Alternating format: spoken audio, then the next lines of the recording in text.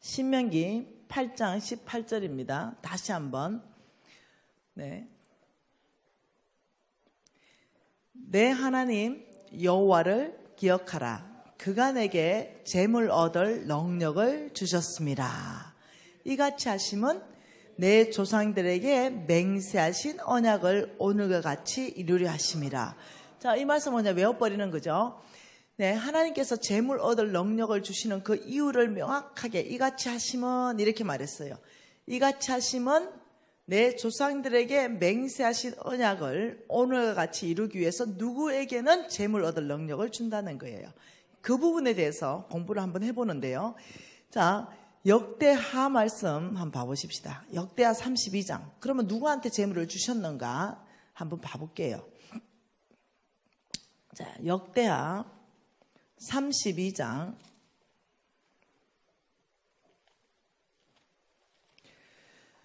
역대하 32장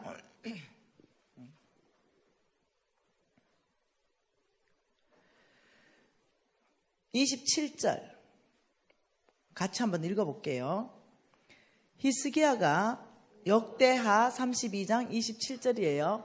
히스기야가 부와 영광이 지극한지라 이에 은금과 보석과 향품과 방패와 온갖 보배로운 그릇들을 위하여 창고를 세우며 곡식과 새 포도주와 기름의 산물을 위하여 창고를 세우며 온갖 짐승의 외양간을 세우며 양떼의 우리를 갖추었다. 다시 말하면 27절에 히스기야가 얼마나 부와 영광이 지극했는지를 설명하고 있습니다.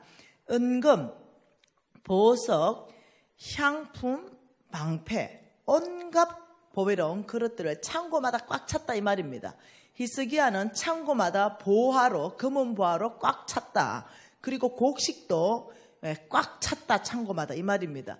그 이유를 설명합니다. 왜 이렇게 히스기야가 큰 부를 가질 수 있었는가? 그게 이유가 29절에 나옵니다. 같이 읽어볼게요.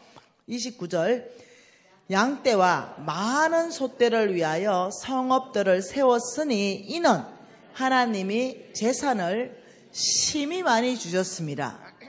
이는 그에게 하나님이 재산을 심히 많이 주셨습니다. 여러분, 하나님은 재산을 주시는 분이십니까? 예, 하나님은 저와 여러분에게 재산을 주시는 분이십니다. 그것도 심히 많이 주시는 분이십니다. 우리가 이해해야 됩니다. 하나님이 또 축복한 사람, 그냥 간단하게 한번 또 찾아봅시다. 창세기 26장. 창세기 26장. 자, 12절, 13절 두 절 말씀 같이 읽으십시다. 창세기 26장 12절, 13절 같이 읽을게요. 이삭이 그 땅에 농사하여 그 해에 100배나 얻었고 여호와께서 복을 주심으로 그 사람이 창대하고 왕성하여 마침내 거부가 되었다. 마침내 하나님이 복을 주심으로 마침내 그는 거부가 되었다. 여러분, 솔로몬은 어때요? 예, 여러분, 성경 전체 안에서 욥은 어때요? 하나님은 성경 안에서 내가 복 줌으로 마침내 그 사람이 거부가 되었다, 복 받았다 이런 말이 꽉 차 있다는 거죠. 그런데 여러분은 복 안 받고 싶어요? 받고 싶죠. 나는 요즘 7조 원 프로젝트를 지금 가동했습니다. 우리 기업을 통해서 7조 원 버는 프로젝트를 지금 가동 중인데 나중에 7조 원이 들어오면 그때 간증 또 하겠습니다. 네, 지금은 프로젝트 진행 중입니다. 그러니 마침내 거부가 되고 싶잖아요. 네, 이유가 있죠. 마침내 거부가 되어야 되는 이유가 있습니다. 우리가 또 보겠습니다. 신명기 8장 18절 또 보겠습니다. 신명기 8장 18절 또 봅니다. 내 하나님 여호와를 기억하라. 그가 내게 재물 얻을 능력을 주셨음이라. 자, 하나님이 재물 얻을 능력을 주셨음이라 이같이 하시면 이유를 이제 설명합니다. 그렇게 재물 얻을 능력을 주시는 이유는 지금 히스기야에게 재물 얻을 능력을 주시는 이유는 야곱, 이삭, 아브라함에게 재물 얻을 능력을 주셨던 이유는 하나님이 솔로몬에게 재물 얻을 능력을 주셨던 이유는 하나님 욥에게 다 성경에 나오는 재물 얻을 능력을 주시는 그 이유는 이같이 하시는 이유는 내 조상들에게 맹세하신 언약. 하나님이 뭔가는 맹세를 했다는 거예요. 그 언약을 오늘 이루어야 되기 때문에 너희들에게 누군가에게는 재물 얻을 능력을 줘야 된다. 이런 뜻이에요. 그러니까 지금 하나님이 하신 그 언약에 내가 포함되어 있는가? 하나님이 그 맹세하신 그 언약에 내가 그 재물 얻을 능력의 반열에 포함되어 있는가? 이걸 성경 안에서 한번 밝혀보자는 거죠. 창세기 12장 말씀으로 가보십시다. 자, 창세기 12장에 1절과 2절과 3절 석절 말씀 볼 텐데요. 같이 한번 읽어보십시다. 여호와께서 아브라함에게 이르시되 너는 너의 고향과 친척과 아버지의 집을 떠나 내가 내게 보여줄 땅으로 가라. 내가 너로 큰 민족을 이루고 내게 복을 주어 내 이름을 창대하게 하리니 너는 복이 될지라. 너를 축복하는 자에게는 내가 복을 내리고 너를 저주하는 자에게는 내가 저주하리니 땅의 모든 족속이 너로 말미암아 복을 얻을 것이라 하신지라. 이에 아브라함이 여호와의 말씀을 따라갔고 롯도 그와 함께 갔으며 아브라함이 하란을 떠날 때 75세였더라. 자, 지금 이 말씀 한번 풀어보겠습니다. 여러분, 성경에서 이 창세기 12장 1, 2, 3절을 여러분이 풀 수 있다면 이걸 풀 수 있다면 성경 보는 눈은 열어져 버립니다. 이게 굉장히 중요해요. 지금 이 부분이 지금 이렇게 말씀하시는 거죠. 하나님께서 여기 아브라함을 부르셨어요. 물론 부를 때는 아브라함이었죠. 아브라함이라는 이름을 주셨죠. 자, 이 아브라함을 부르시고 하나님은 지금 아브라함을 어디로 보내시냐면 이쪽, 여기가 어디냐면 온 땅입니다. 맞나요? 이쪽, 이게 온 땅인데요. 실질적으로 하나님 보낸 것은 가나안 땅입니다. 가나안 땅. 이 가나안 땅으로 먼저 보내는 거죠. 자, 뒤에 보이는가요? 네, 이 가나안 땅으로 하나님이 지금 이렇게 했습니다. 아브라함을 부르시면서 아브라함, 너는 고향과 친척과 아버지의 집을 여기서 떠나서 이쪽으로 가라. 내가 너에게 보여줄 땅으로 가라. 보여준 땅이 아니에요. 앞으로 보여줄 땅이 있다. 그쪽으로 가라. 우리가 그 땅을 이미 알고 있는 것은 뭐냐? 이미 성경 말씀 안에 아브라함은 몰랐지만 아브라함이 히브리스 말씀에 갈 바를 알지 못하고 떠났다 이랬어요. 그러니까 아브라함이 떠날 때는 알지 못하고 하나님 말씀에 기반해서 믿음으로 떠난 거예요. 근데 우리는 이미 알고 있는 것이 그 땅이 가나안 땅이라는 거죠. 그 가나안 땅으로 아브라함을 보내는데 이 아브라함에게 너는 너의 친척과 고향과 아버지의 집을 떠나라는 것은 너의 안정감으로부터 떠나라는 거예요. 네가 가장 의지하는 것부터 떠나라는 거예요. 네가 지금 그곳에는 너의 모든 재물이 있고 너의 안정감이 있고 너의 친구들이 있고 이런 부분으로부터 오직 하나님만 의지해야만이 떠날 수 있는 거예요. 이게 떠나라는 거예요. 떠나라 이러면서 뭐라고 하냐면 이 가나안 땅은 하나님을 대적하는 땅이고 하나님을 거역하는 땅이고 하나님을 멸시하는 땅입니다. 여기에는요 헷 족속, 히브리 족속 이런 족속들이 여기에는 꽉 진치고 있고 여기는 2m 70, 2m 90, 3m 10 거인족이 살고 있는 그런 땅이에요. 이 땅으로 가라. 이 땅에 하나님을 거역하고 대적하는 이들을 다 썰어버리고 아브라함 내가 이 땅을 다 주겠다는 거예요. 왜 그럴까요? 이 땅에 하나님께서는 아브라함을 통해서 뭘 하고 싶냐면 하나님의 나라의 깃발을 꽂고 싶어요. 하나님 나라. 하나님이 통치하는 땅, 하나님이 다스리는 땅. 신정국가를 세우고 싶은 거죠. 근데 가나안 땅만 그렇다는 게 아니에요. 왜냐하면 이 하나님의 나라는 확장되기 때문에 우리 예수님은 가나안 땅에만 구주로 오신 게 아니에요. 온 땅에 열방의 구주로 오셨습니다. 그러니 처음에 가나안 땅에 하나님의 나라의 신정국가의 깃발을 꽂지만 지금은 이 조선이라는 땅까지 이 한국이라는 땅까지 복음이 왔다는 거예요. 아브라함을 하나님이 첫 선택자로 아브라함 내가 너를 복 주겠다. 복을 주겠다. 그리고 너를 통해서 온 땅이 복받겠다. 가나안 땅이 너를 통해서 복받겠다. 이게 여기는요, 너를 통해입니다. 너를 통해. 성경 한 구절 읽으면 안 됩니다. 한두 구절. 아브라함을 통해서 온 땅이 복받겠다. 이 복이 뭐냐는 거죠. 이 온 땅이 받아야 되는 복, 이 복이 뭐냐는 거예요. 하나님과 여기 이제 아브라함하고 언약을 합니다. 아브라함. 여기에 언약이 있습니다. 언약. 도대체 이 언약의 내용이 뭐냐면은 그 첫 번째가 뭐냐면 땅을 주겠다 그랬어요. 땅. 아브라함에게 땅 주겠다. 그 땅이 뭡니까? 이건 자손이에요. 자손. 땅 주겠다. 영토요. 영토. 땅을 주겠다. 이 말은 내가 너에게 용토 주겠다. 두 번째, 내가 너에 대해 자손을 주겠다. 이거는 백성을 주겠다는 거예요. 백성. 세 번째, 네가 복의 권원이 될 것이다. 복의 권원. 그 네 번째, 여러분 이걸 성경을 다 읽어보면 너에게 큰 재물을 줄 것이다. 이렇게 되어 있습니다. 이 세 가지가 명확하게 알고 네 가지는 성경 여러 구절을 다시 보면서 증명을 해야 되는 거예요. 그러면서 이것을 가만히 살펴보면 무슨 말이냐면 아브라함 내가 너를 통해서 하나님의 나라를 세울 것이다. 이 언약입니다. 그러니까 여러분 나라를 구성하는 3요소는 뭐냐면 땅입니다. 영토가 있어야 되고 두 번째는 그의 백성이 있어야 됩니다. 세 번째는 주권이 있어야 됩니다. 하나님이 주권자입니다. 하나님이 통치하는 거죠. 이 세 가지가 있어야만이 하나님의 나라를 세울 수가 있습니다. 그래서 하나님은 이 아브라함에게 이 영토를 주면서 여기에 하나님의 나라를 세우겠다는 겁니다.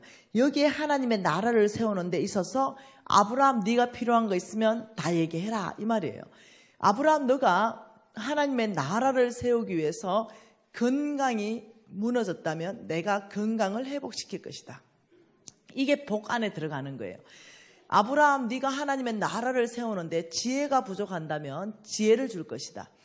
아브라함 네가 하나님의 나라를 세우는데 능력이 부족하면 나의 능력을 너에게 줄 것이다. 아브라함 너가 하나님의 나라를 세우는데 재물이 부족하다면 내가 너를 재물 줄 것이다. 이 전체 포함이 뭐냐면 복 주겠다. 이 복 안에 다 들어가는 거죠. 아브라함 내가 너를 복 줄 것이고 너를 통해 모든 족속이 너로 말미암아 복을 얻을 것이다. 그 복이 뭐냐면 하나님을 알게 되는 복을 말하는 거예요. 하나님 나라 백성이 되는 복을 말하는 거예요. 아브라함 너는 이 가나안 땅에 가서 하나님의 나라를 세워라 이 복인데요. 이때 이 언약이 보통 언약이 아닙니다. 자, 창세기 17장으로 한번 가보십시다.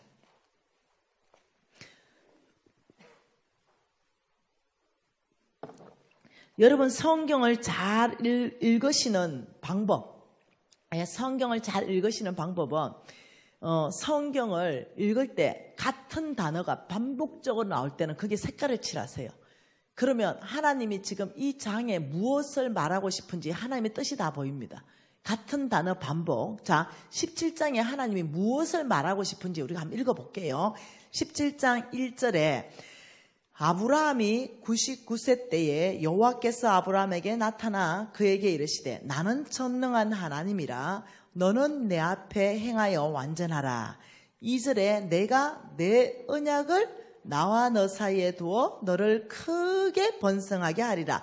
이때 내 언약은요 창세기 12장에 내가 너를 복주고 너를 통해 온 땅이 복받겠다 이 언약을 말하는 겁니다. 그 언약을 나와 너 사이에 두어 너를 크게 번성하게 하리라. 4절에 보라 내 언약이 너와 함께 있으니 너는 여러 민족의 아버지가 될 것이다. 6절에 내가 너로 심히 번성하게 하리니 내가 내게서 민족들이 나게 하며 왕들을 내게서부터 나오게 하리라. 하나님 뭔 말하고 있나요 지금? 7절 같이 한번 읽습니다. 7절 내가 내 언약을 나와 너 및 내 대대 후손 사이에 세워서 영원한 언약으로 삼고 내 후손의 하나님이 되리라. 좀 눈치채죠? 하나님이 지금 뭔 얘기하고 싶어요?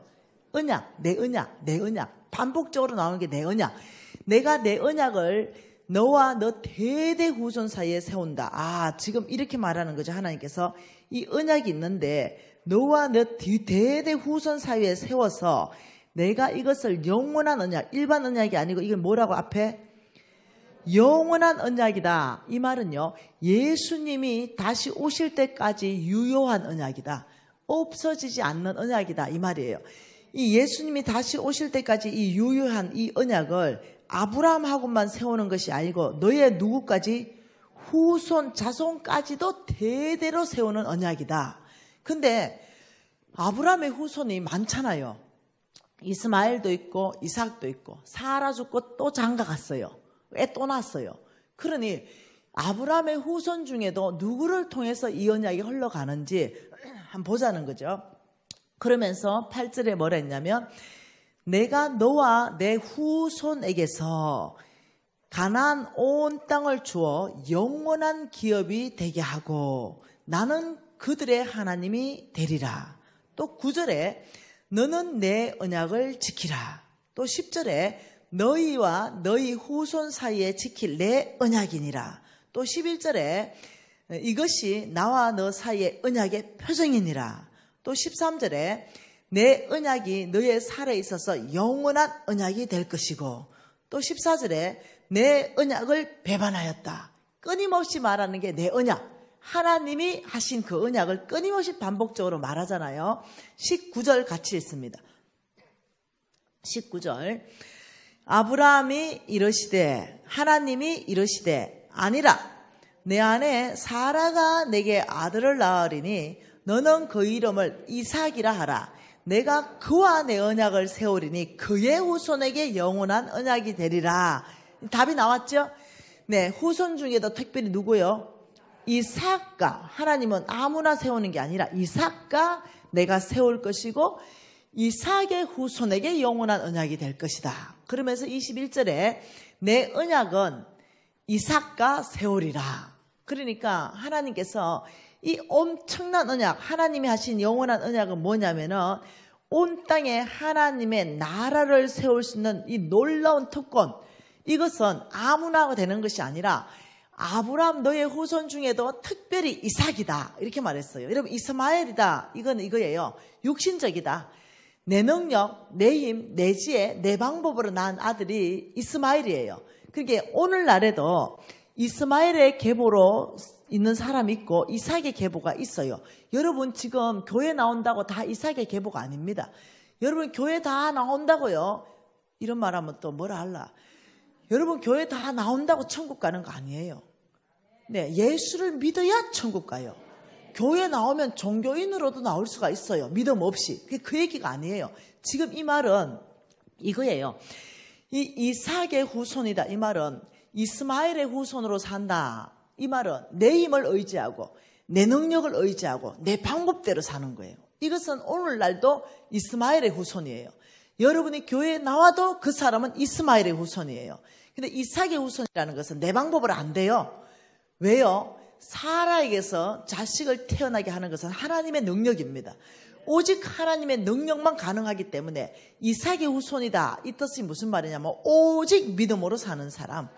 이 후손, 믿음으로 사는 사람, 하나님을 의지하는 사람, 하나님의 능력이 필요한 사람, 오직 하나님이 나의 아버지가 되는 사람, 하나님이 나의 힘이 되고 하나님이 나의 방패가 되고 하나님이 나의 자랑이 되는 사람, 이런 사람은 이삭의 계보라는 거예요. 오늘날 지금 우리 안에서도 이스마엘의 계보가 있을 수 있고 이삭의 계보가 있을 수 있다는 거예요. 근데 하나님의 약속은 그 이스마엘 계보로는 흘러가지 않는다는 거예요. 이삭의 계보로 흘러가는데 분명히 여기 보세요. 칠판을 보면 이 아브라함 자리, 이 아브라함 자리에 아브라함이 소천하셨다는 거죠. 이 아브라함이 소천하셨는데 여기 이삭이 들어갔다는 거죠. 여기 이삭이 들어갔는데 여러분 잘 알다시피 이삭도 여기 소천하셨어요. 그런 이 자리가 지금 비어 있다는 거예요. 그런데 아브라함하고 끝난 언약이 아니라 영원한 언약이라고 했단 말이에요. 예수님 다시 오실 때까지 이 언약은 없어지지 않는다고 한단 말이죠. 그러면 오늘날 이 이삭의 후손이 도대체 누구냐는 거예요. 누가 하나님의 그 큰 축복, 내가 너를 복줄 것이다, 너를 통해 온 땅에 하나님의 나라를 세우게 할 것이다, 이 언약은 없어지지 않는 언약이다. 한번 보세요. 갈라디아서 말씀으로 볼 수 있습니다. 갈라디아서 3장 29절 말씀으로 우리가 볼 수가 있어요. 갈라디아서 3장 29절 한번 같이 읽어볼까요? 너희가 그리스도의 것이면 이랬어요. 여러분, 너희가 그리스도의 것이면 이 뜻이 이겁니다. 여러분, 예수 그리스도가 여러분의 구주이십니까? 오늘 아멘 한 사람은 그리스도의 것이 되는 거예요. 그러니까 내가 예수님이 나의 구주입니다 이렇게 고백할 수 있다면 나는 그리스도의 것이에요. 예, 성경의 다른 구절에 그렇게 말했거든요. 예수를 주로 구주로 영접하고 예수를 주라고 고백한다면 너희들은 그리스도의 것이 되었느니라 이렇게 했거든요. 그러니까 우리가 예수가 나의 구주입니다 아멘입니다 하면 우리가 그리스도의 것이기 때문에 곧 아브라함의 자손이요 약속대로 유업을 이을 자니라. 이게 보통 말이 아니에요. 너희가 그리스도의 것이면 아브라함의 자손이요 이렇게 말했어요. 자손. 이 자손이요 이 뜻은 무슨 뜻이냐면요, 아브라함의 씨요 이 뜻이에요. 아브라함의 자손이요. 여러분 그 헬라어로 한번 봐보실래요? 헬라어로. 와, 저 뒤에 떴네. 네, 헬라어로 아브라함의 자손이요 헬라어로 뭘 해놨어요? 씨. 아브라함의 씨요 이 말이에요. 씨는 다른 말로 뭐냐면요, 아들이라는 뜻이에요. 그리고 다른 말로는요, 참 딸이라는 뜻이에요. 그러니까 너희가 다시 성경 말씀 한번 봐보세요. 3장 29절 너희가 그리스도의 것이면 곧 아브라함의 자손, 아브라함의 아들이요 아브라함의 딸이요 약속대로 누가? 하나님이 약속한 약속대로 유업을 이을 자. 유업을 이을 자. 여러분 이거 무슨 뜻인지 알죠? 이거는 무슨 뜻이냐면 상속자다 이 뜻이에요. 상속자. 너희가 그리스도의 것이면 아브라함의 씨기 때문에 아브라함이 받은 모든 유업, 이 축복을 이을 자, 상속자가 바로 너다 이렇게 말하는 거예요. 이게 보통 얘기가 아니에요. 근데 여기 있는 사람 다 되는 것이 아니라 3장 7절 말씀을 보니 뭐라고 말합니까? 그런즉 믿음으로 말미암은 자들은 아브라함의 자손인 줄 알지니라. 믿음 없는 사람도 있다는 거예요. 그런데 믿음이 있는 사람만 아브라함의 자손이 된다는 거예요. 그러면서 9절에 뭐라 그래요? 그러므로 믿음으로 말미암은 자는 믿음 있는 아브라함과 함께 복을 받는다.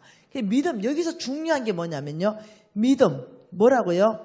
믿음. 믿느냐? 너희가 아브라함의 자손인 걸 믿느냐? 너희가 그리스도의 것이면 아브라함의 씨요 약속대로 유업을 이을 자니라 이렇게 말했는데도 불구하고 예수가 나의 구주입니다 고백하면서도 아브라함의 합법적 아들이라는 거 못 믿는 사람이 있다니까요.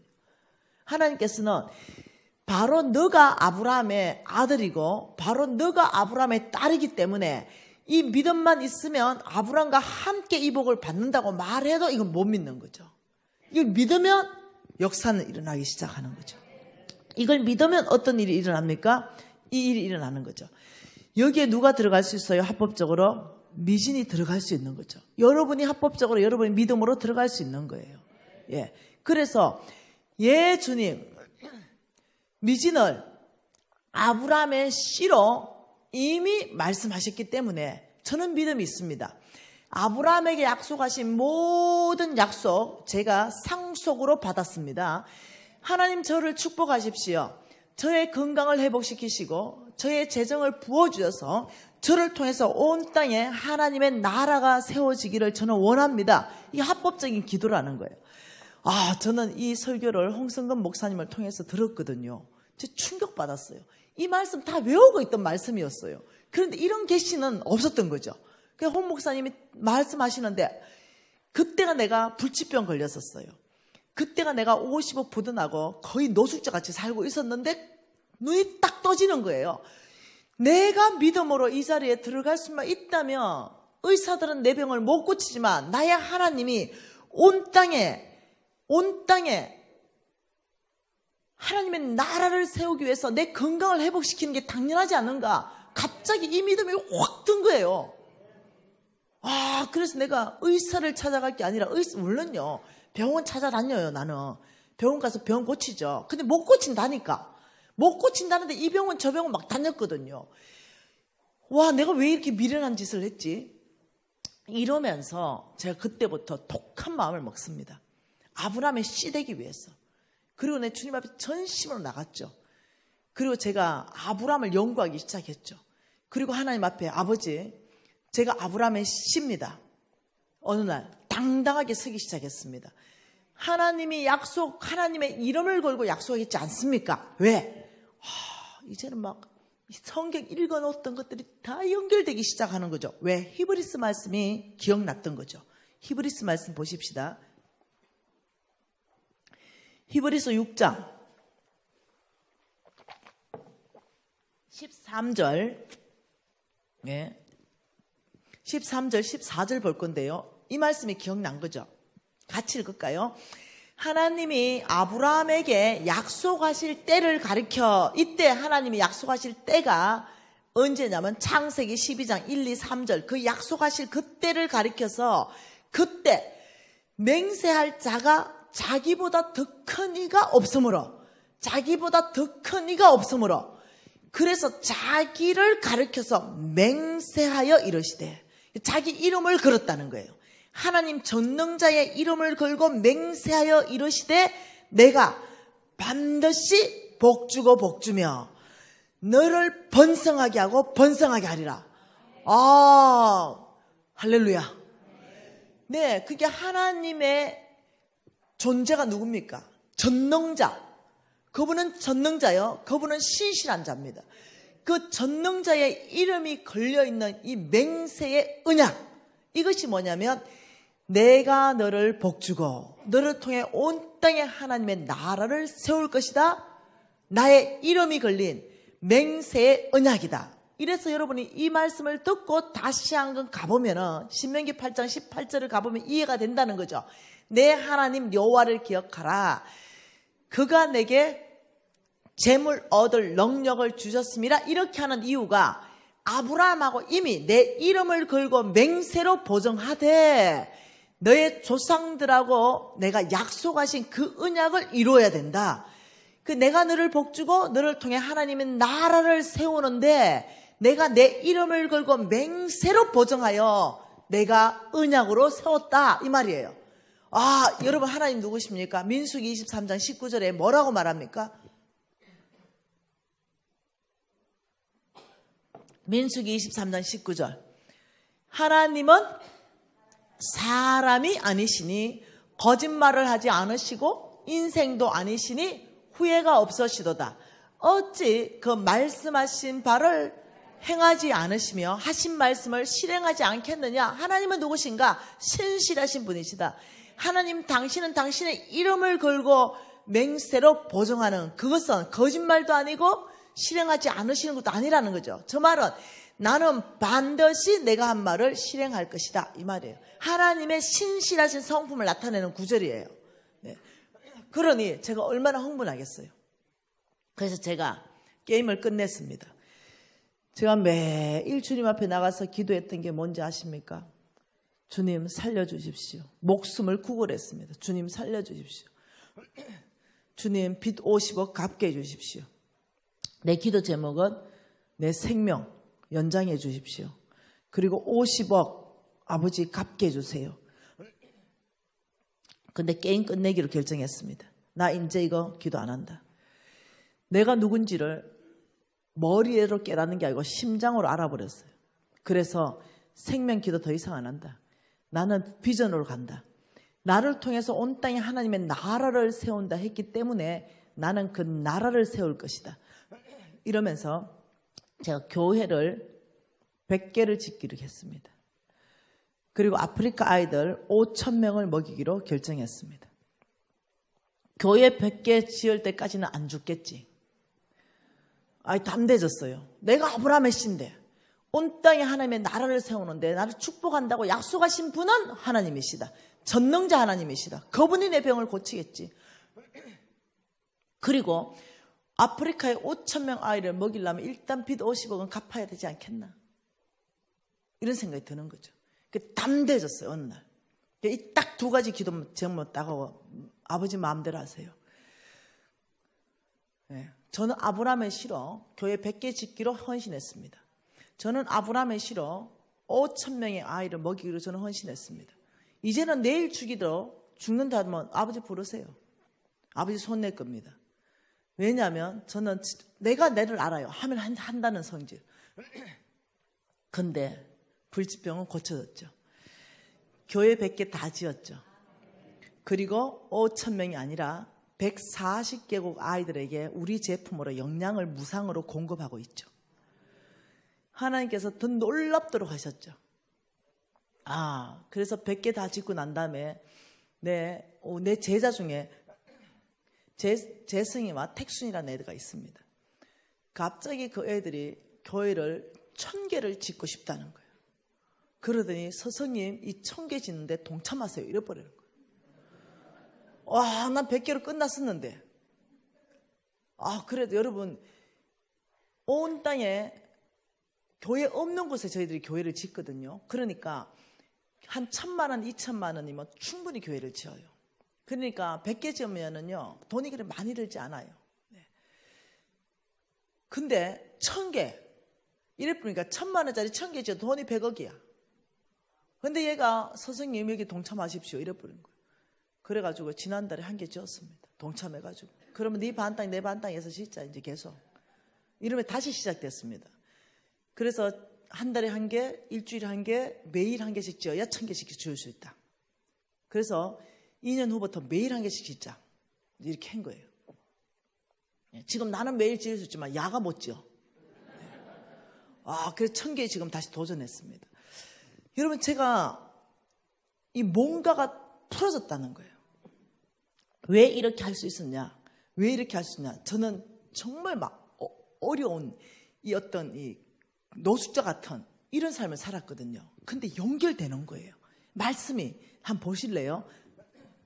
하나님께서 내가 너무 배가 고파가지고 거의 아사 직전에 있었습니다. 그 돈 많을 때는 사람들이 그렇게 나한테 와가지고 이제 붙더니 내 거지대뿐이가 싹 다 갚버리대요. 여러분, 돈 있을 때 밥이라도 먹고 살 때 옆에 있는 사람들, 그 사람들 진짜 아니야.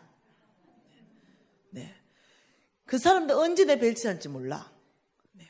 내가 전화해도 받지도 않아. 교회 집사인데. 혹시라도 빈대 붙을까봐. 혹시라도 노숙자 됐다 소리 듣는데 혹시라도 짐 싸들고 저 집 안방에, 건너방에 올까봐. 아예 안 받아. 한 번은 내가 진짜 도와줬던 얘만큼은 나를 배신하지 않는다. 왜? 내가 사업체를 부흥시키는데 내가 내 자본으로 해줬거든요. 물론 걔가 나중에 부자 돼가 갚았죠. 그렇지만 내가 그게 몇 억을 들여서 사업체를 다 만들어줬다는 거예요. 걔만큼은 날 배신하지 않겠다 싶어가 그 집에 쌀 한 대 얻으러 갔는데요. 저건 뭐 없다더라. 딸이 나와가. 그 다음 날도 없다 그러고 나중에 알고 보니 저것만 집에 있더라. 이게 사람이에요. 그 우리 주님이 나는 사람의 속을 친히 아니 내 몸을 의탁하지 않는다. 참. 내 슬프더라. 슬퍼. 내 인생이 슬퍼. 내 어째 이렇게 잘못 살았나 싶은 거예요. 이런 상황에서 여러분 더 슬픈 일은 그게 아니에요. 우리 애가 조그만한데 초등학교도 훨씬 들어가기 전에 그런데 이 아이가 배고파가 울고 있는데 줄 게 없다는 거. 애미로서. 이건 마음 아프거든요. 그래서 어떻게 해요? 물이라도 먹여야 되고 배고프다고 또 울 때 줄 게 없는데 그런데 내가 삼겹살이 먹고 싶다는 거. 아가 지금 배고파가 울고 있는데 애미가 돼가지고 이거 뭐 손가락을 베가지고 피라도 먹여야 될 판국인데 그게 아니라 애는 애고 나는 난 거야. 삼겹살이 먹고 싶은 거죠. 이게 더 슬퍼. 근데 내가 주님 앞에 주님 어째 인간이 이렇습니까? 어째 인간이 애가 지금 배고파서 지금 울고 있는 이 아이를 놓고 내가 삼겹살 먹고 싶다는 생각이 드는 것 자체가 고통입니다. 근데 안 없어져. 이 생각이 일주일 지나도. 그래서 내가 너무 심각해서 주님 앞에 갔습니다. 여러분, 하나님은요 우리에게 재물을 주실 때 어떻게 주시냐? 이 땅의 재물을요 약속이라는 형태로 주십니다. 약속. 하나님의 재물은요 어디에 있냐면 이 땅에 없습니다. 하나님이 약속이라는 걸로 주고 이 땅에 나의 끝 되게 한다는 거예요. 먼저 그 나라와 그 의를 구하라. 그리하면 먹을 거 입을 거 마실 거 다 줄게. 이런 식으로. 그게 약속이죠. 네가 이 땅에서 먼저 그 나라와 그 의를 구하면 그러면 나는 너에게 먹을 거 줄게. 이게 약속이라는 거죠. 이런 식으로 오는 거예요. 그러니까 아버지, 난 너무 고통스러워요. 삼겹살 먹고 싶은 생각 다 없애주세요. 일주일 지나도 안 없으시고, 그리고 애는 굶고 있는데 저 집에 가가지고 식당에 취직해가지고 밥 남는 거 가져와서 끓여서 먹이고, 이제 이런 상태가 된 거예요. 그러는 중에 또 설거지 못해가 쫓겨나고, 물 틀어놓고 설거지하다가 쫓겨나고, 이제 이런 일이 발생하는 거죠. 그래가지고 내 식당 밥 먹기 별로 안 좋아해요. 내 식당에 들어가서 설거지하는 사람으로 취직했는데 다라이가 3개가 있어요. 첫 번째 다라이에 퐁퐁 풀어져 있어요. 그놈은 닦아가지고 옆으로 딱 던지고 여기서 한 번 더 던져가 거기서 건지더라고요. 아주 미끄러운 게 그대로 있는데. 그래가 내가 딱 물 털어가지고 거기서 뽀닥뽀닥 씻었죠. 그러다 쫓겨났죠. 그래가지고는 너무 이제 배고프는데 어느 날 하나님 앞에 한없이 우는데 하나님이 삼겹살을 주셨어요. 우리 하나님은 삼겹살도 주시는 분이세요. 신명기 말씀으로 주셨어요. 안 볼까요? 신명기 12장 20절 말씀입니다. 하나님께서 저에게 삼겹살 주셨어요. 같이 읽습니다. 내 하나님 여호와께서 내게 허락하신 대로 내 지경을 넓히신 후에 내 마음에 고기를 먹고자 하여 이르기를 내가 고기를 먹으리라 하면 내가 언제나 마음에 원하는 만큼 고기를 먹을 수 있으리니, 곧 기도하는데 이 말씀 한 절을 딱 주시는 거예요. 지금 이렇게 말하는 거예요. 지금은 딸아 삼겹살 먹을 때가 아니라 때. 지금은 삼겹살 먹을 때가 아니고 하나님이 너의 지경을 넓히실 때이다. 이렇게 딱 말씀하는 거예요. 그러면서 뭐라고 했냐면 네가 마음에 고기가 먹고 싶다고 생각만 해도 네는 마음에 원하는 만큼 고기를 먹게 될 것이다. 이 약속을 딱 주신 거예요. 지금은 밀려서 못 먹어. 지금은 이제 고기 줘도 안 먹어. 오늘도 목사님이 강사님 밥을 안 드신대. 나는 이제는 뭐 밥 먹는 거에 관심도 별로 없어. 지금은 원하면 소고기 트리플 A로 재놓고 먹을 수 있어. 하나님 제 약속을 진짜 지켜주셨어요. 그런데 그때 하나님이 딸아 때가 있다. 지금은 고기를 먹을 때가 아니라 너의 지경을 넓힐 때다. 명확하게 다시 말하면 네 마음의 비전이 작다는 거예요. 네 마음의 폭이 작다는 거죠. 그러면서 너는 지금 너의 지경을, 하나님 뭐라 그랬습니까? 정확하게 읽으세요. 내 하나님 여호와께서 내게 허락하신 대로 내 지경을 넓히신다. 그래서 내가 얼만큼 허락하셨는가? 하나님이 내 지경을 얼마만큼 허락하셨는가? 이걸 성경 안에서 봐야 되는 거예요. 그래서 제가 찾기 시작했죠. 창세기 12장에서 찾았어요. 창세기 12장에 아브라함이 집을 떠나가지고 마침내 5장 하반절에 가나안 땅에 갔어요. 그래서 창세기 13장으로 오니까 2절에 뭐라 그럽니까? 아브라함에게는 가축과 음이 풍부하였습니다. 너무 풍부하니까 6절에 뭐라 그래요? 그 땅이 그들이 동거하기에 넉넉하지 못하다. 그러니까 너무 부자가 돼가지고, 여러분 잘 아시는 말이에요. 조카 롯에게 제안합니다. 네가 우하면 내가 자하고 네가 자하면 내가 우할게. 네 앞에 온 땅이 있으니 네가 먼저 선택해 가라. 아브라함은 마음 넓은 사람이에요. 우리 같으면 어떻게 해요? 조카에게 내부터 좋은 땅 고르고 그 다음 네 가라 이럴 거 아니에요. 근데 이 아브라함은 그렇게 부자가 되고 조카 롯하고 이제 헤어집니다. 그게 14절입니다. 같이 읽을게요. 롯이 아브라함을 떠난 후에 여호와께서 아브라함에게 이르시되 너는 눈을 들어 너 있는 곳에서 북쪽과 남쪽과 그리고 동쪽과 서쪽을 바라보라. 보이는 땅을 내가 내 자손에게 주리니 영원히 이르리라. 17절에 너는 일어나 그 땅을 종과 행어로 두루 다녀보라. 내가 그것을 내게 주리라. 얼마만큼? 내 하나님께서 내게 허락하신 대로 내 지경을 넓히신 후에 네가 고기를 먹고자 이러면, 이렇게 말했단 말이에요. 그 나는 아브라함의 씨란 말이에요. 아브라함의 씨 나에게 얼마만큼 허락하셨는가? 동서남북을 바라봐라. 바라보는 만큼 줄 것이고 종과 행어로 다녀봐라. 다니는 만큼 그 땅을 줄 것이다. 이렇게 딱 말씀하는 거죠. 내 하나님 여호와께서 내게 허락하신 만큼, 무제한이라는 거죠. 네가 바라보는 만큼이라는 거예요. 어느 한국 안에 가다 놓은 게 아니에요. 그래서 제가 바로 이걸 찾고는 어디로 갔냐? 제가 바로 63빌딩으로 갔어요. 63빌딩. 올라가서 내가 봤는데 서울도 다 안 보여. 서울도. 안 되겠어. 이 서울을 품어서는 안 되겠어. 내가 어떻게 할까? 뭔가 내가 믿음으로 하고 싶은데 뭘 어떻게 해야 되지? 내가 아브라함을 싫어서. 하나님은 이렇게 무제한적으로 바라볼 수 있도록 해주셨는데, 그래가지고 제가 취직했습니다. 그래가지고 바로 돈 벌어가지고 비행기 티켓 값만 딱 벌었어요. 그러면 비행기 티켓을 타고 어디로 갔냐? 가장 내가 그때 생각할 때 가장 멀다라고 생각하는 나라가 아프리카였습니다. 아프리카까지 왕복표를 딱 끊었어요. 그리고 딱 그만두고. 그리고 바로 아프리카 비행기 탔습니다. 그리고 비행기가 떴죠. 한국이 보이기 시작했죠. 그 쭉 떠고 그 길이 보여요. 중국을 쭉 넘어가더라고요. 바로 내가 딱 일어났어요. 그리고 비행기 앞에서 동서남북을 다니기 시작했어요. 앞으로 갔다가. 아버지 저 동쪽, 중국 동쪽 것, 중국 서쪽 것, 남쪽 것, 북쪽 것 제가 믿음으로 바라봅니다. 중국이 지금 내 발 아래에 있습니다.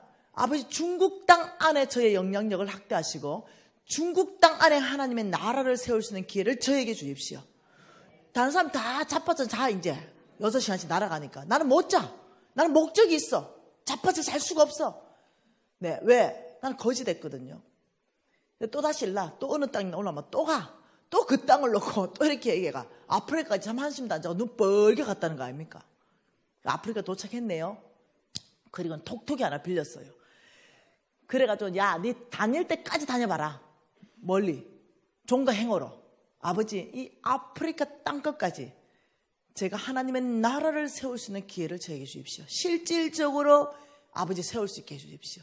이 땅에 교회 짓게 해주시고 이 땅에 병원 짓게 해주시고 이 땅에 학교 짓게 해주시고 이 땅에 하나님의 나라를 위해서 먹이게 해주십시오. 이랬네요.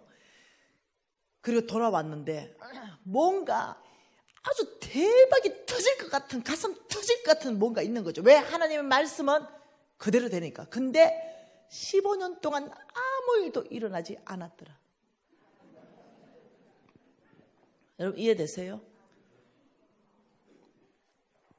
분명히 뭔가 큰 일이 일어날 줄 알았는데 15년 동안 아무 일도 일어나지 않는 것 안에서의 나의 어려움, 고통. 왜 안 되지? 여기에 대한 좌절, 절망 이런 게 제 안에 찾아오는 거예요. 그때마다 제가 기억했던 말씀이 히브리서 말씀입니다. 히브리서 6장. 우리가 아까 전에 13장 14절 6장 13절 14절 읽었는데 그 15절 말씀을 제가 기억했다는 거죠. 13절에 하나님이 아브라함에게 약속하실 때를 가리켜서 맹세할 자가 자기보다 더 큰 이가 없으므로 자기를 가리켜 맹세하여 이르시되 내가 반드시 너에게 복주고 복주며 너를 번성하게 하고 번성하게 하리라 하셨더니 그가 이같이 뭐라고요? 오래 참아 약속을 받았느니라. 나에게 필요한 것은 그 약속을 굳건하게 붙잡고 오래 참는 시간, 인내하는 시간. 여러분 땅에 뭐를 심었으면 이게 열매 맺는 데까지는 시간이 걸릴 거 아니에요. 나무가 자라는데 시간이 걸릴 거 아니에요. 그리고 열매 맺을 거 아니에요. 그렇듯이 내가 내 인격을 다듬었어야 했고 내 믿음을 확장했어야 했고 그 열매 맺는 데까지는 하나님이 일하시고 나는 나다로 뭔가를 바꿔야 했던 거죠. 충성되지 않았던 성경은 충성으로 바꿔야 되고 흔들리기를 잘하던 믿음은 흔들리지 않는 믿음으로 계속적으로 성장시켜야 했었고 관계가 깨진 관계들은 내가 용서하고 나도 용납받으면서 회복해야 됐었고 이런 시간들이 15년이 필요했던 거예요. 그리고 그 15년은 나에게 광야였습니다. 꼭 하나님이 요셉을 쓰시기 위해서 광야 학교로 보냈죠. 하나님이 쓰시는 사람의 특징, 모두가 광야 학교를 들어간다. 모세는 40세 때 하나님을 쓰임받기를 원했으나 하나님 못 썼어요. 왜? 모세는 너무나 똑똑하고 언변에 능통한 자라고 성경은 말하고 있습니다. 모세오경 읽어보십시오. 모세는 박사기가 많았을 거예요. 법학 박사, 의학 박사, 지리학 박사. 네, 그런데 못 쓰는 거죠. 왜? 너무 똑똑하니까. 하나님이 모세를 쓰기로 작정하시고 보낸 것이 광야입니다. 40년 동안 굴렸지요. 그리고 하나님 80 다 늙었을 때 모세 쓰겠다니까 모세가 못 씁니다. 저는 쓰임 못 받습니다. 입이 뻣뻣하고 둔해져가지고 이제 말도 못합니다. 이러니까 그래서 쓰겠다고. 왜? 네가 말 잘할 때 네 말 할 거 아니냐. 이제는 내가 가르쳐주는 말만 해라. 힘 다 빼는 시간. 이런 시간을 거치는 거예요. 여러분 다윗 보세요. 15살, 17살에 왕으로 기름 부었습니다. 누가 왕한다 했습니까? 다윗이. 근데 하나님이 뽑아가지고 왕으로 세워놓고는 바로 광야학교로 집어넣으면서 사울이라는 선생님을 갖다 붙여버렸어요. 그러면서 어떻게 해요? 식겁을 시켰죠. 맨날 그냥 죽인다 살린다 쫓아다니고. 그런데 어디까지? 다윗은요 최고급반까지 훈련시켰습니다. 어디까지? 영적 권위에 순복하는 것에 훈련시켰습니다. 최고급 권위 반은 영적 권위에 순복하는 겁니다. 마땅히 저 왕은 죽일 수도 있어요. 마땅히 저 왕은 왕을 하나님이 이미 버렸어요. 다 알아. 그럼에도 불구하고 하나님이 다윗의 양심을 찔리게 하면서 여호와의 기름 부은 자를 내 손으로 치는 것을 하나님이 금했습니다. 모든 권위는 하나님께로부터 온다는 걸 배웁니다. 그리고 하나님이 전쟁에 나가서 죽게 하든가 병들어서 죽게 하든가 이건 하나님의 소관입니다. 내가 그를 치는 것을 하나님이 겸했습니다. 이런 영적 권위에 순복하는 것까지 하나님이 시키는 것, 이건 고급반입니다. 여러분 여기에서 사람들이 다 탈락한다는 거죠. 여러분 아세요? 목사님들은 하나님이 세운 종이에요. 그래서 아무렇게 욕하면 안 돼요. 여러분 장로님들은 하나님이 세운 주의 종입니다. 기름 부은 종이에요. 아무렇게나 장로 욕하면 안 돼요. 예. 내가 이렇게 말해요. 누가 나 욕을 한대요. 누가? 예? 잘난 척 한다고. 나 잘났잖아. 예. 그래서 잘난 척 한다고 욕을 한대요. 그 내가 그 입 돌아가 버려라 내가 그랬어요. 나는 괜찮은 거야. 왜? 하나님이 나는 기름 부었다 생각하거든요. 하나님이 기름 부어서 장로로도 쓰고 주의 종으로도 쓴다고 생각하거든요. 그래서 누가 욕한다고 나는 별로 신경 안 써요. 누가 나한테 일러줘. 간사님 진짜 간사님은 오해가 누가 욕한다. 괜찮아. 입 돌아갈 거야. 간사님 그래도 해명해야 돼. 해명할 거 없어. 하나님이 나를 증명하시고 그 사람이 오히려 잘못될까 봐 내가 그게 더 걱정이다. 걱정하지 말아라. 여러분 이해하셔야 돼요. 하나님이 날 병들어 죽게 하든지 하나님이 날 전쟁에 가서 죽게 하든지 하나님이 쓰시는 종은 하나님이 알아서 할 거예요. 그냥 주님 앞에 가서 기도해야 되지 그걸 오만데 떠버리면 안 된다는 거예요. 이게 최고급반을 통과하게 하시는 겁니다. 여러분 아시죠? 네, 모세 아시죠? 모세 밑에 이렇게 두 라인으로 미리암, 이거는 아론. 자 여기서 미리암, 밑에 아론, 밑에 모세. 어떤 구조입니까? 이거는 가정의 건의 구조입니다. 이거는 사역의 건의 구조고. 만일 모세가 실수했어요. 실패했죠. 와, 이방 여자를 데리고 와서 그 난리를 쳤는지 모르겠어요. 예.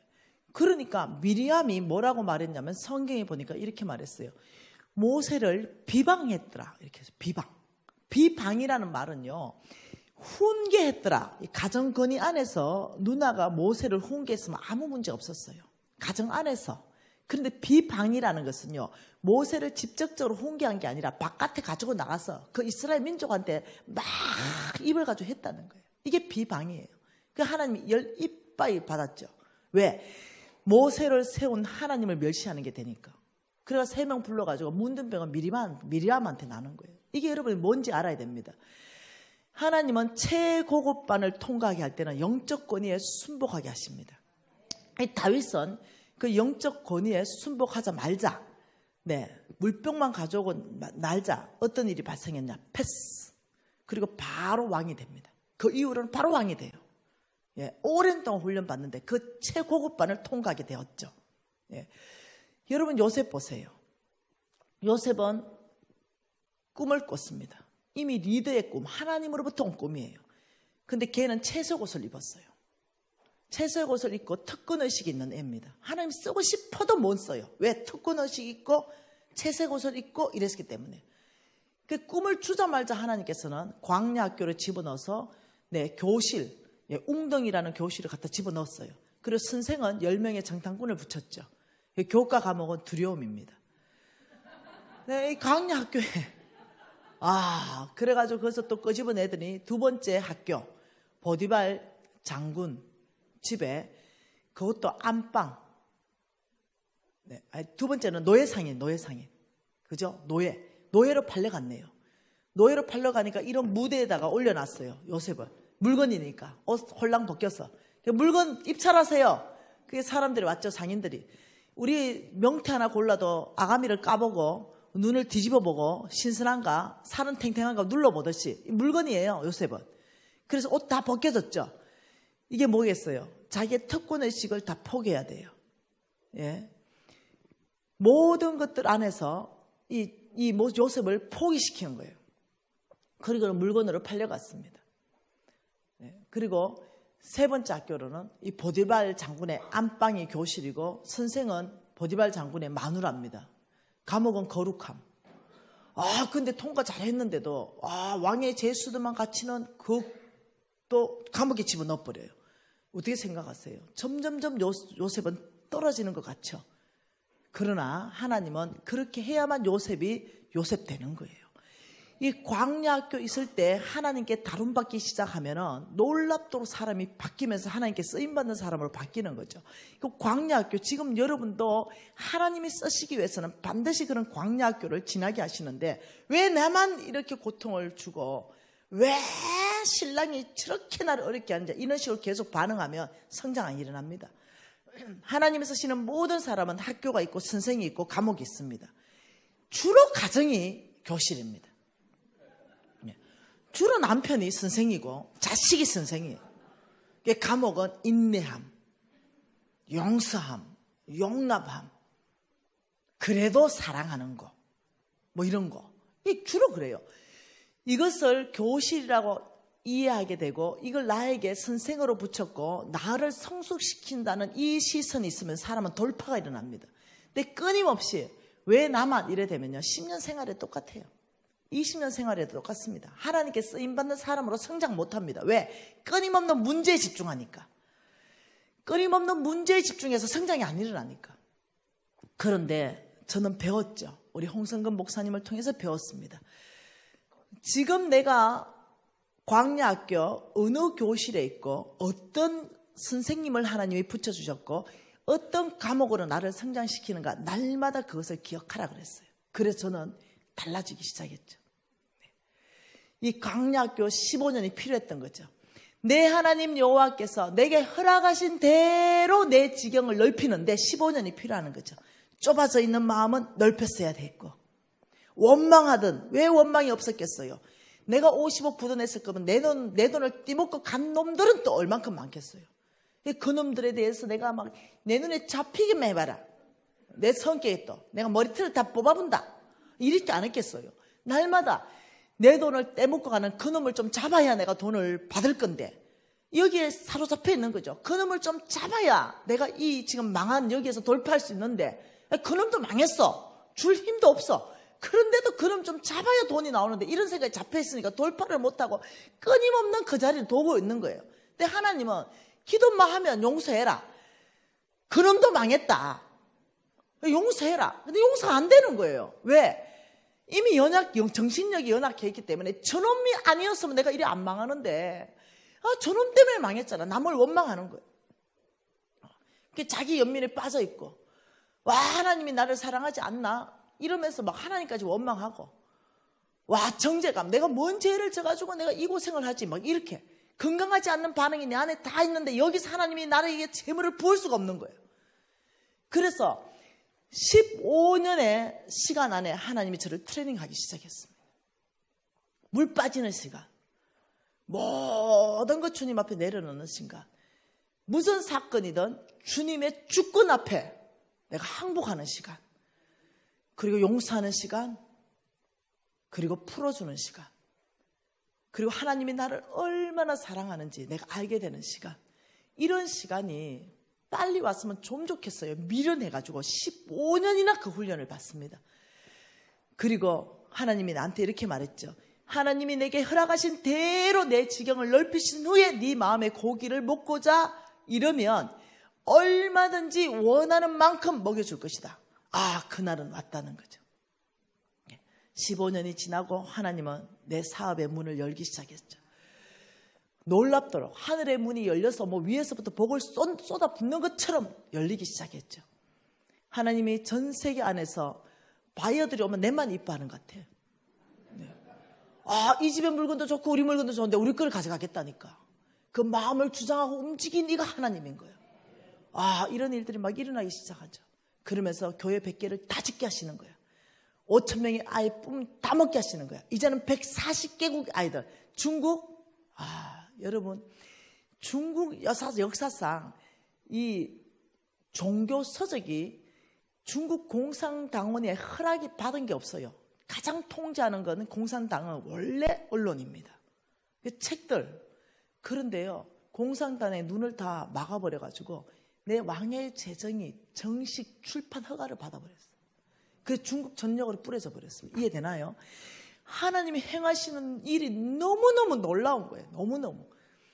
정말 무식하고 정말 실패자이고 정말 그냥 실패자와 그냥 정말 실패자로 그냥 끝나는 그런 인생이었어요. 그런데 말씀 안에서부터 어떻게 해야 돌파가 일어나는가? 내 하나님 여호와를 기억하라. 그가 내게 재물 얻을 능력을 주시는 분이시고 내가 보기에 옳은 사람한테 주겠다. 왜? 온 땅에 하나님의 나라를 세우기 위해서 아브라함하고 약속하신 이 약속을 내가 지켜야 된다. 너는 아브라함의 씨라는 거예요. 그리고 내가 너에게 축복할 수 있도록 너는 축복의 통로를 만들어내라는 거예요. 내가 너를 축복하고 너를 통해서 온 땅에 하나님의 나라가 세워지도록 하라는 거죠. 여러분, 왜 여러분에게 재물 주십니까? 온 땅요. 왜 여러분에게 재물 주냐면 온 땅요. 어디를 위해서요? 여기요. 노란색 부분요. 여기에 여러분의 재물이 흘러가기를 원한다는 거예요. 교회가 없는 곳에 여러분을 통해서 교회가 지어져야 됩니다. 여러분 병원이 없는 곳에 여러분을 통해 병원은 지어져야 되죠. 여러분 헐벗고 못 먹는 아이들 여러분을 위해서 먹여줘야 되는 거예요. 이 온 땅을 위해서 하나님께서 여러분에게 뭘 주느냐? 재물 얻을 능력을 준다는 거예요. 그런데 기복신앙과 번영신학은 무엇을 말하냐면요. 여기에 이렇게 담을 쌓는 걸 말합니다. 담을 쌓아서 하나님께 받은 모든 축복이 흘러가지를 못해요. 담을 쌓았기 때문에. 기복신앙이란 뜻은 내 하나 잘 먹고 잘 살기 위해서 복을 구하는 거예요. 성경에는 그런 얘기가 없습니다. 번영신학이라는 것도 마찬가지입니다. 내 하나 잘 먹고 잘 살기 위해서 복을 구하는 거예요. 복. 목적이 나, 내 가족, 내 자식. 성경에는 그런 얘기가 없어요. 오히려 성경이 이렇게 말하죠. 에베소서 4장 28절에 옛날에 돌아다닐 때 우리 친구 엄마들이 우리를 덩어리를 패면서 이렇게 말했습니다. 야, 이것들아, 공부 좀 해라. 공부 좀. 공부해서 남 주냐? 너가 공부를 해야 이 엄마처럼 고생 안 하고 돈을 벌 거 아니냐? 돈 벌어서 남 주냐? 우리 엄마는 그래 안 했어요. 우리 엄마는 늘 이랬습니다. 공부를 해야 되는 것도 남들에게 유익하게 하기 위해서, 남을 주기 위해서다. 돈을 버는 것도 남을 주기 위해서다. 나는 몰랐어요. 그게 성경에 저렇게 있는지. 가난한 자들에게 구제할 수 있도록 자기 손으로 수고하여 선한 일을 해라. 저 말이 무슨 말입니까? 세상은 돈 벌어서 남 주냐? 근데 우리 하나님은 돈 벌어서 남 주라. 돈 벌어서 남 주냐? 우리 하나님은 돈 벌어 남 주라. 이 말이에요. 가난한 자들에게 줄 수 있도록 네가 돈 벌어라. 이 말이에요. 저 말이. 저것을 다른 말로 바꾸면 아예 남 주기 위해서 돈 벌어라 이거예요.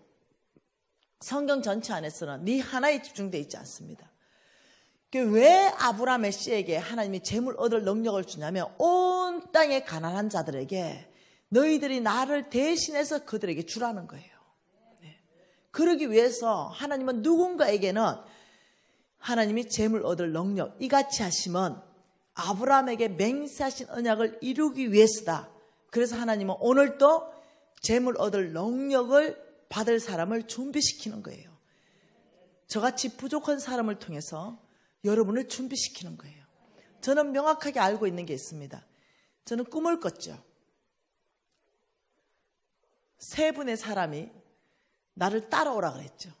그래서 저는 따라갔습니다.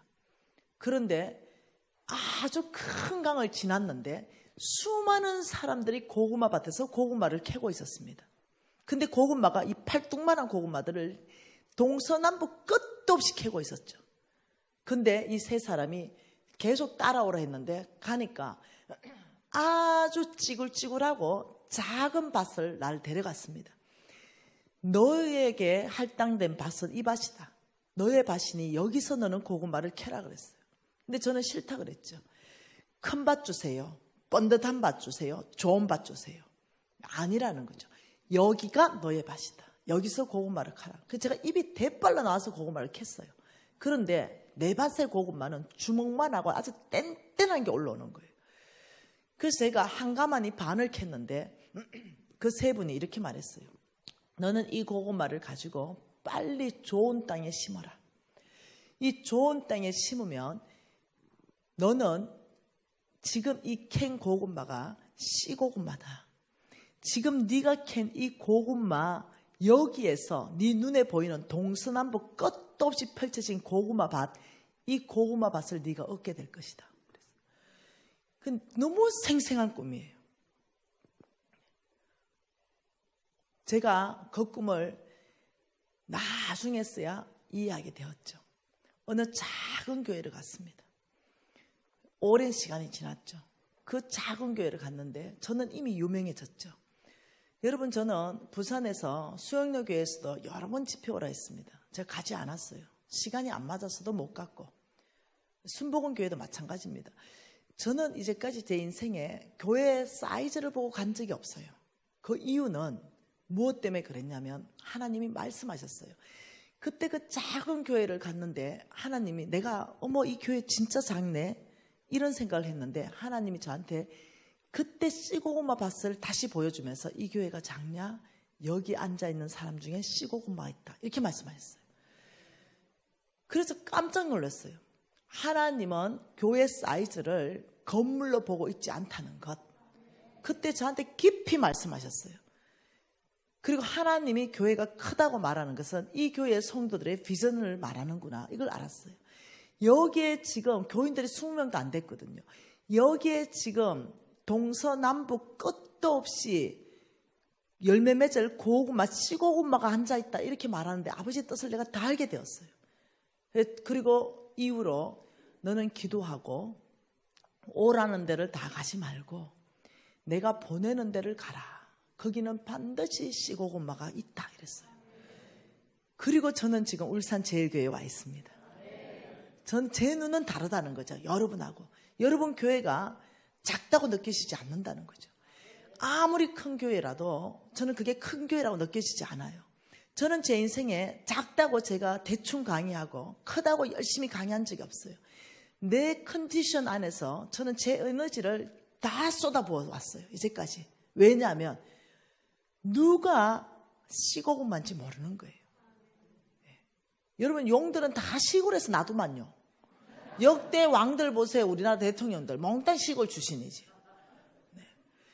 제 눈은 다르다는 거죠. 여러분이 여러분 보는 거와 내가 여러분 보는 거는 다르는 거죠. 분명히 울산 제일교회 안에 제 강의를 듣는 사람 안에 분명히 하나님은 씨고구마를 두실 것이다. 왜냐하면 기도하고 왔거든요. 저를 재숭해 이런 말해서 저를 불러서 강의시키기 위해서 1000군데의 교회가 웨이팅하고 있습니다.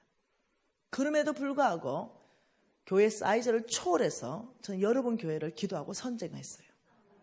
그러니 제 안에는 뭔가를 응답받고 내려왔다는 거죠.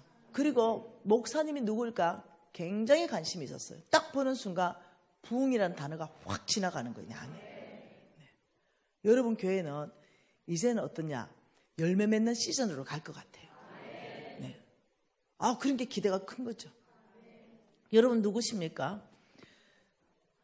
여러분 누구세요? 아브라함의 씨입니다. 여러분 기복신앙자로 살 거예요? 번영신앙자로 살 거예요? 아니면 주께서 이걸 없애야 돼요. 이 벽을 없애야 됩니다. 여러분 건강 받은 거 그거 아무나한테 있는 게 아니에요. 여러분 24시간 쓸 수 있는 거 그거 아무나한테 있는 게 아니에요. 24시간 못 써요. 여러분 병원 가보세요. 중환자실에. 온 호수를 꺾고 24시간 꼼짝없이 그냥 거기 있는 거예요. 우리가 24시간 마음대로 걸어 다닌다는 거 이 보통 일이 아니에요. 여러분 우리가 하나님께 건강 받았죠? 시간 받았죠? 이걸 나를 위해서 다 쓸 거예요?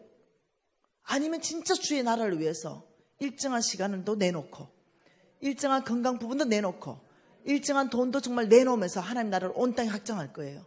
여기에 담을 쌓는 사람이 있다니까요. 시간도 지를 위해서 다 쓰고 돈도 지를 위해서 다 쓰고 지 건강도 지를 위해서 다 쓰고 하나님 나라 복음에 관심도 없어. 전도하러 나가자면 아무도 안 나가. 네. 우리 교회에 잘 다니던 사람 여러분 교회 내는 잘은 몰라요. 그러나 약 50년 정도 되었다 소리 들었어요. 그러면 이 50년 동안 수많은 사람이 등록했다가 나갔겠죠. 재적 인원은 출석 인원보다 몇 배가 될 거예요. 네. 그런데 아무도 신방하지 않는 거죠. 네. 한번 왔다가 사라져도 뭐 사라지나 보다 하는 거죠. 나는 내 성향이 그게 안 돼요. 네. 내 성향이.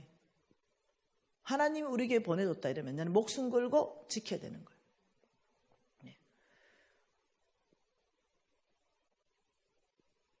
그래야 되는 거죠. 잃어버린 양들 찾아와야 되는 거죠. 잘 보이던 김집사 안 보이면 뭐 안 보이나 보다 다른 교회 갔나 보다 아니죠. 네. 전화해서 김집사 어디 아파? 네. 아니 뭐 목사님이 신방하겠죠. 아니죠. 먼저 눈에 띄는 사람이 전화 신방 먼저 하는 거죠. 그게 사랑이죠. 김집사 어디 아프냐? 아니 시험 들었어. 우리 교회에서? 응. 시험 들었다는 사람, 그 사람은 거의 시험을 준 장본인일 가능성이 가장 높아요. 그런데 시험을 들었다잖아요. 그럼 무조건 그냥 믿어주는 거예요. 다른 얘기 하지 마세요. 시험 들었다 하면서 다른 얘기 되면요, 욕이 나와. 당짓고 이래요. 그러지 말고, 그렇구나. 마음 아팠다. 바로 주제 바꾸세요. 밥이라도 먹었냐고. 그래서 밥 못 먹었다 이러면 죽이라도 그냥 한 통 사주고, 힘내라고. 그리고 또, 한 일주일 또 안 넣으면 사과 한 봉다리라도 사가지고 또 갖다 주면서 힘내라고. 그러면서 어느 교회 간들 시험 드는 일이 없겠냐고. 다 사람 모이는 곳인데 비슷하지 않겠냐고. 성경에 보면은 이거 훈련 안 되면 저기 가면 더 센 놈 만난다는데 안 그렇겠냐고. 사람 사는데 그냥 그래도 우리 목사님 좋으니까 우리 목사님 보고 다시 하자고. 이러면서 신방하면 와요. 마음이 풀어지고.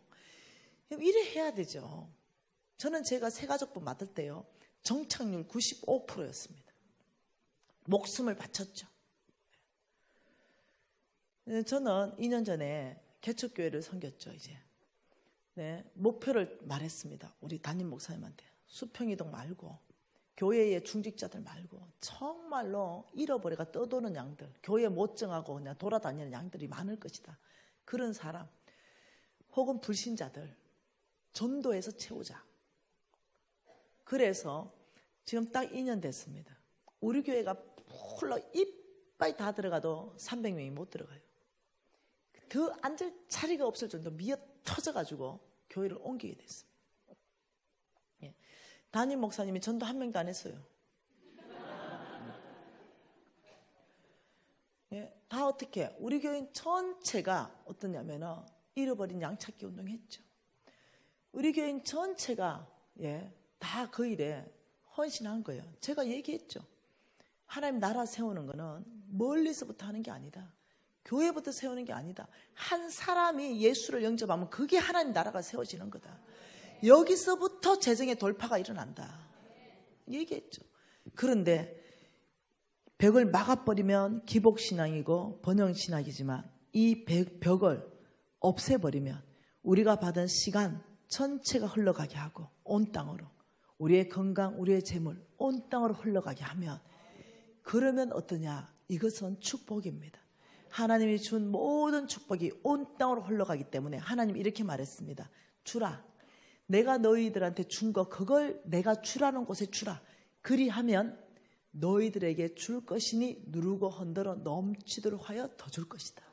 우리 하나님은 우리가 주면 더 주시는 분이에요. 왜? 그게 하나님 아버지가 뜻이기 때문에 온 땅에 하나님의 나라를 세우는 게 아버지의 뜻이기 때문에 그렇기 때문에 우리가 주면 줄수록 우리가 사랑을 주면 줄수록 하나님 우리에게 사랑을 채워주시는 거예요. 이해되시나요?